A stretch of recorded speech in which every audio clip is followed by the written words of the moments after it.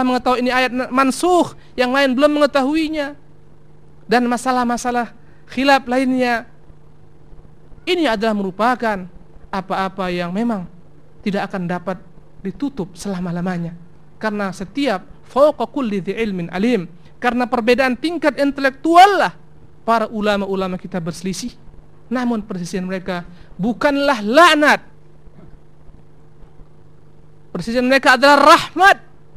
Dalam makna apa? Mereka sangat toleransi, tidak pernah fanatik dengan perkataannya. Dan mereka semua sepakat mengatakan, kembalilah kepada hadis. Sebagaimana kata Imam Syafi'i rahimahullah, in sahhal hadis fahuwa madhhabi. Andai kata ada hadis yang sahih, yang sah, itulah dia madhabku. Kesanalah aku berangkat. Ikhwatul kiram azakumullah. Dan kita sangat paham tidak ada satu madhab pun yang mengklaim dia benar dalam segala sisi. Tidak ada. Bahkan kita yakin sekali tidak ada satu orang pun ulama, bahkan sahabat, yang menguasai seluruh sunnah Rasulullah SAW. Banyak dalam banyak hal. Ketika Abu Bakar Siddiq radhiyallahu anhu datang kepadanya seorang perempuan meminta bagiannya, warisannya. Kata Abu Bakar Siddiq, engkau tidak memiliki bagian. Dia merasa bersedih dan dia bertanya kepada sahabat lainnya. Akhirnya mereka terangkan bahwasanya dia memiliki jatah daripada warisan. Banyak hal menunjukkan bahwa semua sahabat bukan menguasai semua sunnah. Masih banyak contoh-contoh lain, ikhwat. Ketika Rasulullah perintahkan para sahabat, la yusalliyanna ahadukumul asra illa fi Bani Quraidah, janganlah ada yang salat asar kecuali di Bani Quraidah. Hal ini dipahami dengan dua pemahaman para sahabat. Sebagian melaksanakan salat di tengah jalan karena mereka memahami makna hadis Rasulullah SAW bukan secara zahir, tapi sesungguhnya yang mereka inginkan, yang Rasulullah maksudkan, agar mereka bersegera bergegas, jangan terlambat. Ketika masa waktu mereka sholat di tempat dan mereka bergegas, sebagian memahami secara zahir, maka mereka sholat ketika sampai di Bani Quraidah, dan itulah lewat waktu asar ketika maghrib. Sesampainya mereka di Bani Quraidah, Rasulullah SAW tidak menyalahkan kedua-duanya. Kedua-duanya benar. Walaupun tentu di antara keduanya ada yang lebih akrab kepada kebenaran. Sebagaimana kata Syekh Muhammad Ibn Utsaimin rahimahullah, bahwasanya yang lebih dekat kepada kebenaran adalah orang-orang yang pertama yang sholat di tengah jalan. Kenapa? Karena menghormati waktu sholat.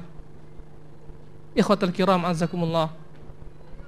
Intinya, kita jangan sampai berpecah belah. Kita harus bersatu, tetapi kita memiliki satu standar yang kita jadikan sebagai basis bersatu, dan kita seluruh kaum muslimin tidak bersisi padanya.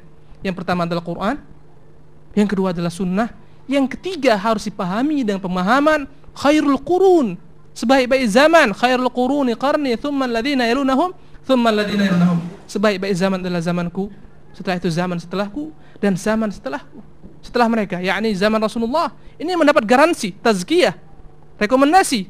Zamanku, zaman para sahabat, zaman para tabi'in. Kenapa Rasulullah katakan mereka sebaik-baik zaman? Karena zaman sahabat syahadut tanzil, mereka langsung melihat Quran turun. Sampai-sampai Abdullah ibnu Abbas radhiyallahu anhu mengatakan, tanyakan kepadaku seluruh ayat, aku tahu di mana dia turun, kapan dia turun, peristiwa apa dia turun. Sahabat, mereka wariskan ilmu ini kepada para tabi'in yang langsung berjumpa dengan murid-murid Rasulullah sallallahu alaihi wasallam. Makanya Allah mengatakan, fa in amanu bimithli ma amantum bihi faqad ihtadaw. Andai kata mereka beriman sebagaimana engkau ya Muhammad, kalian wahai Muhammad dan para sahabat-sahabatmu beriman, mereka telah dapat petunjuk. Dan semua kita sepakat, kecuali ahlul bid'ah, bahwasanya sahabat kulluhum udul. Sahabat adalah orang-orang yang adil, terpercaya. Kita hormati mereka seluruhnya, kita mengetahui kedudukan mereka seluruhnya, dan kita hormati para a'immah. Namun kita tidak pernah ta'assub fanatik kepada satu daripada mereka, karena kita diperintahkan hanya menjadikan qudwah kita dalam segala hal kepada Rasulullah sallallahu alaihi wasallam. Dan kita diperintahkan dalam berbagai macam bentuk perkara-perkara yang diperselisihkan. Fa in tanaza'tum fi syai'in farudduhu ila Allahi war Rasul in kuntum tu'minuna billahi wal yawmil akhir. Andai kata kalian berselisih dalam suatu perkara, kembalikan kepada Allah, kembalikan kepada Rasul. Andai kata kalian mengaku beriman kepada Allah dan hari kiamat. Ikhwatul kiram azakumullah. Tentunya lebih lanjut nanti akan diterangkan oleh asatizuna, dan saya cukupkan sampai di sini. Alafu minkum, segala macam bentuk kebenaran daripada Allah Subhanahu wa taala. Apapun bentuk kekurangan minni, dari saya sendiri pribadi, khilaf saya sendiri, Allah dan Rasulnya barian. Wa sallallahu wasallam ala nabiyyina Muhammadin. Wassalamu alaikum warahmatullahi wabarakatuh. Assalamualaikum warahmatullahi wabarakatuh. Alhamdulillah, wassalatu wassalamu ala rasulillah wa ala alihi wa ashabihi wa man tabi'ahum bi ihsanin ila yaumiddin. Amma ba'd. Pertama-tama saya mengucapkan puja dan puji, rasa syukur kita kepada Allah Subhanahu wa taala yang telah memberikan kesempatan, kesehatan, waktu sehingga kita dapat bersama-sama berkumpul di tempat ini.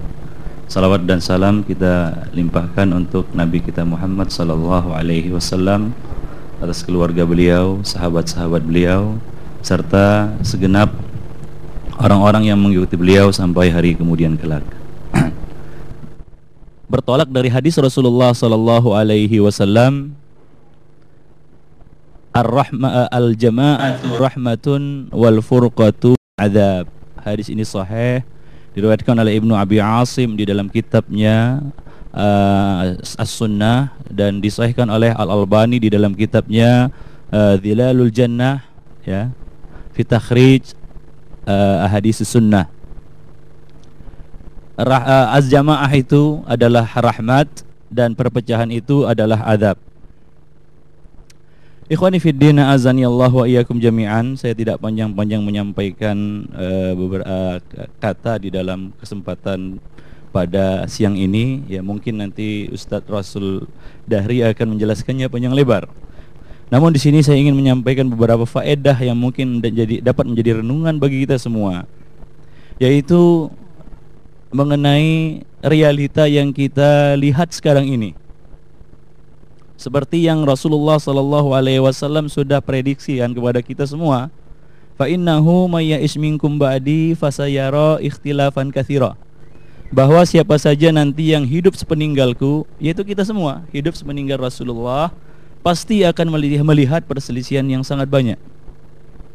Keluar kita dari tempat ini, kita lihat kaum muslimin terjebak di dalam perselisihan. Mungkin setiap kita akan bertanya-tanya dalam hatinya, mengapa umat ini berselisih? Padahal nabinya satu, ya, kitabnya satu, kiblatnya satu, yang mereka sembah juga, ya, Tuhan yang satu, Rabb yang satu. Mungkin kita kira kitalah orang yang pertama terbetik di dalam hatinya tentang masalah ini.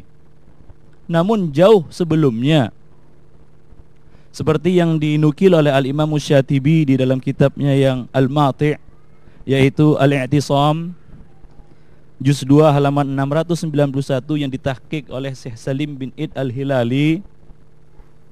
Beliau menukil satu kisah atau riwayat sebagai berikut. Khala Umar dzata yaumin faja'ala yuhaddits nafsahu. Pada suatu hari Umar menyendiri. Beliau menyepi seorang diri.